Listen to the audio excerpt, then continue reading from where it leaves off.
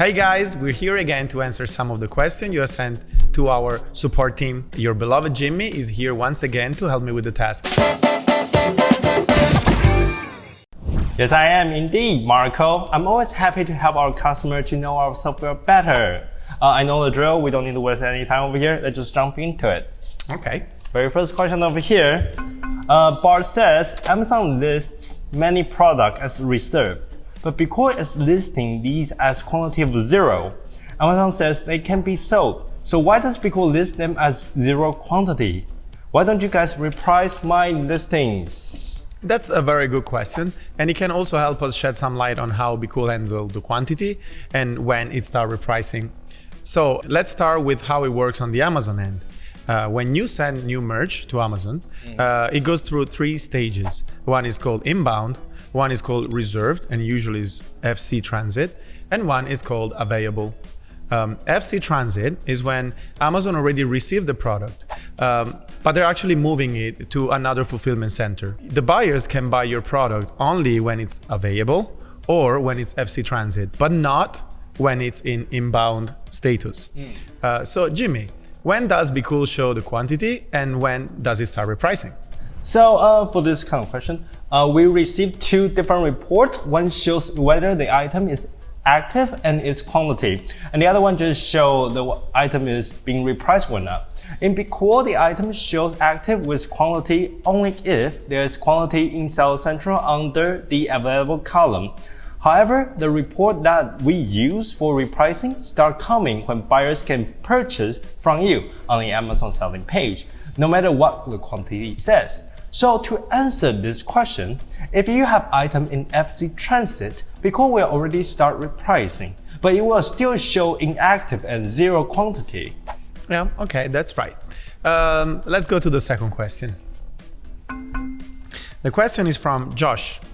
Josh is asking, I have a couple of ASINs that BQool shows inactive with no quantity, but I have 12 available. They are not inbound or reserved. They are available. Why is this happening? Well, this question actually is a good follow-up to what we just said. There are actually some rare instances where the quantity is not being properly pulled from the Amazon's report, so the software is unable to reprice. Jimmy, what's wrong in this case? So I would say the issue lies in a discrepancy between Amazon's report. There could be 2 main reasons for this discrepancy. The first one is that the SKU contains problematic symbols such as hashtag, $, %, or ampersand. And these symbols are not properly displayed on the Amazon report, so BQool will not be able to update the SKU's data correctly.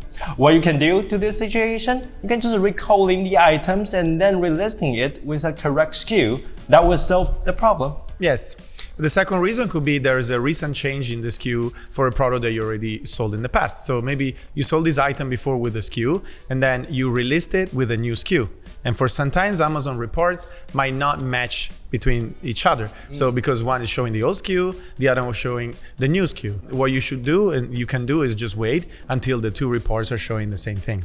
Then again, that being said, if you still notice that it's not fixed after waiting, just write to us, give us a SKU and essence, and then we will prepare the right data report for you to contact Amazon support, because Amazon support, they are the ones sending us the report, only they can fix it. We are on the receiving end of the reports. Yes, you're absolutely right. Let's go for the last question of today. The question is from Max.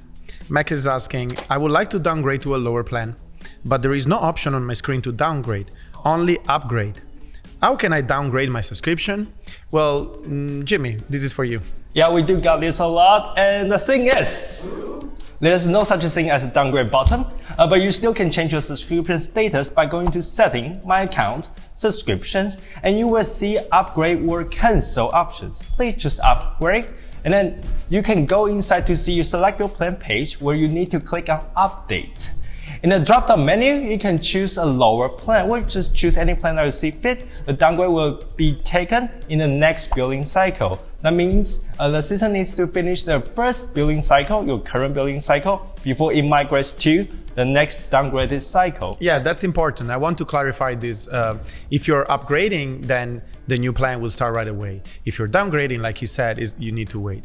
If you're going from an annual subscription to a monthly subscription, even if you're going on a higher plan, the system still considers it a downgrade, so you need to wait that the annual plan it's over. So since we're talking about subscription, if you want to cancel, remember to go through the whole process, survey included, just to make sure that you finish the survey. Give us some feedback if you could, and the cancellation can be completed. Yes, only if you finish the survey, the cancellation will take effect. Well, this concludes today's episode, and please remember to like the video and subscribe to the channel. And if you have any question, you can write a comment below, and you can also write an email to support@BQool.com. Thank you for watching, and Jimmy, thank you for being here today. Always thank you for having me. Goodbye. Bye. I'm laughing too much, man. And sorry. And shows the quantity. I think if you do tap with the paper, it might be annoying. Or if you are, try to follow. Not ha ha ha, just like a bit of a smile. Write an email to support@BQool.com. Nice. See you next time. Bye bye.